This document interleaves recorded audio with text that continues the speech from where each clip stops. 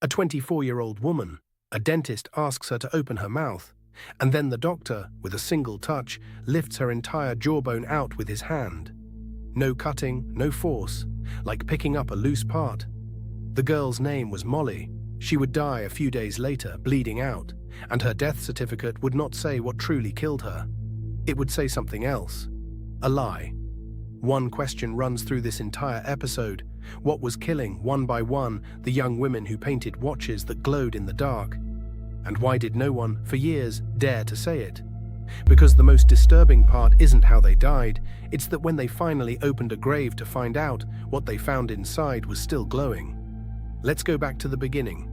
Dr. Sabin von Sochocki discovered that a tiny amount of radium mixed with zinc sulfide could produce a paint with a soft glow visible in the dark. In 1917, his company set up a plant in Orange, New Jersey, to make and apply this luminous paint sold under the name Undark on watches and instrument dials. It was the height of the First World War. The radium dial watches became one of the company's greatest successes, prized in the trenches and considered elegant back in the United States. Painting those tiny numbers required a brush with an extremely fine tip. And this is where it matters. The painters had to mix the paint themselves, then apply it to the minuscule dials with fine camel hair brushes. The brushes lost their point quickly, so the company told the painters to keep them sharp by pressing them between their lips. Lips, brush, paint. Again, hundreds of times a day.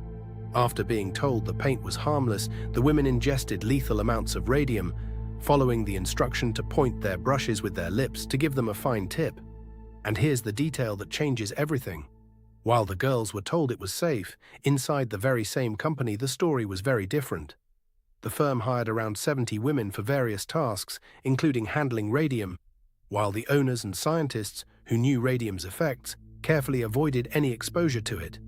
The chemists at the plant used lead screens, tongs and masks. Lead screens for the scientists, lips for the workers. But wait, because what these women did in their free time makes it even more chilling. Since they'd been assured the paint was harmless, they played with it. Sometimes, to pass the long shifts, they covered their faces, nails and teeth with the glowing paint. They walked out of the factory shining in the dark. They painted their lips to surprise their boyfriends. They glowed, and one by one, they began to fall ill. The first was that young woman from the beginning, Molly. Her real name was Amelia Maggia. Her first symptom was a toothache, which required pulling the tooth. Soon, the one beside it had to come out too. Where the teeth had been, painful ulcers formed, bleeding and full of pus. The mysterious ailment spread through her whole mouth and lower jaw, which had to be removed, and then to other parts of her body. Maggia died on September 12, 1922, of a massive hemorrhage. She was 24 years old. And here comes what doesn't add up. The doctors were baffled about the cause of her condition and strangely determined she had died of syphilis.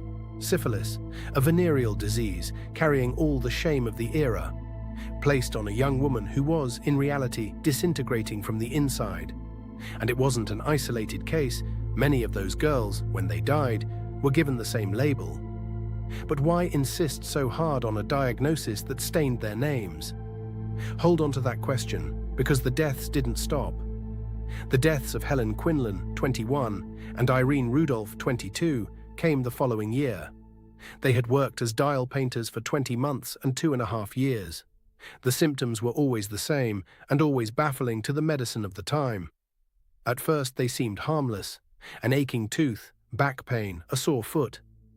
Then they worsened. Within months or years, their symptoms left doctors bewildered. Spontaneous fractures of the limbs, anemia, deterioration of the jaw, and the appearance of cancerous tumors. Girls in their 20s whose bones broke on their own, whose jaws crumbled, and no one knew why, until a dentist began to suspect. Before Miss Maggia's death, I suspected she might be suffering from some occupational disease, he said.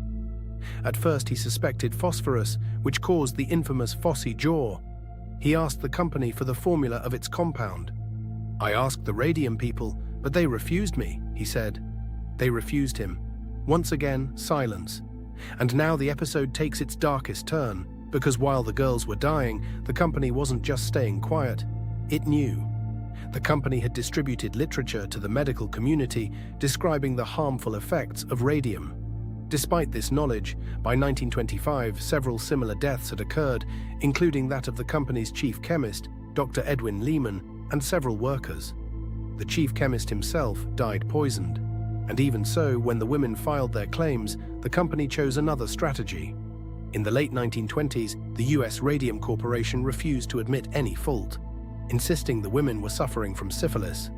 It also buried the results of an independent investigation led by a Harvard physician who had identified radium poisoning as the likely cause of the Radium girls' illnesses. There's your answer for why they insisted so hard on syphilis. It wasn't medical ignorance. It was a defense, staining the victims' names so no one would believe them. 5 of those women decided to fight back. In 1927, 5 surviving Radium girls, Catherine Schaub, Grace Fryer, Quinta Magia MacDonald, Albina Magia Larice, and Edna Hussman, sued their former employer. It had taken them 2 years to find a lawyer willing to represent them against the radium industrial complex. 2 of them, MacDonald and Larice, were sisters of Molly Magia, the first victim. They were fighting for her memory too, but time worked against them cruelly. When the trial began in 1928, the 5 women were too ill to raise their hands and take the oath. 2 were bedridden, and another couldn't sit up without wearing a back brace. Grace Fryer's body told the whole story. Her jaw was surgically scraped 17 times. Pieces of her jawbone kept falling away, and her spine had deteriorated to the point of forcing her into a hunched posture. And here we reach the scene that gives the definitive answer to our question. To prove what they were really dying of, they had to go and find her. Molly. It was shortly after 9 in the morning when the men arrived at Rosedale Cemetery on October 15, 1927. They raised a tent over the grave and removed the headstone. Then they uncovered the coffin until they revealed a simple wooden box holding Amelia Molly Magia, the girl who, they said, had died of syphilis. 5 years in the ground. And when the scientists examined the remains, what they found left no doubt. Years after her death, the scientists disturbed Molly Magia's grave to test her remains. Popular Science would later report the findings. Radioactivity soaked every portion of the exhumed tissue and bones. Her bones, quite literally, were still radioactive. They glowed in the dark. It wasn't syphilis. It never had been. It was the radium she had carried to her own lips, shift after shift, brushstroke after brushstroke. The diagnosis was corrected at last. A victim had been said to have died of syphilis, but during the exhumation, it was proven she had died of radiation poisoning, and her cause of death was officially changed on the certificate from syphilis to radium poisoning. The 5 women, too ill to endure a long trial, accepted a settlement. Fearing they wouldn't survive a drawn-out case, they decided to settle out of court in June 1928. Each Radium girl was granted $10,000 in damages and $600 a year for the rest of her life, with all legal and medical expenses paid by the company. The catch was that United States Radium would bear no legal responsibility. No admitted guilt. Just money and silence. There's one final note, almost of poetic justice. The man who invented that paint didn't escape either. Sabin von Sochocki died on November 14, 1928, at the age of 45, at his home in East Orange, after a long and difficult illness.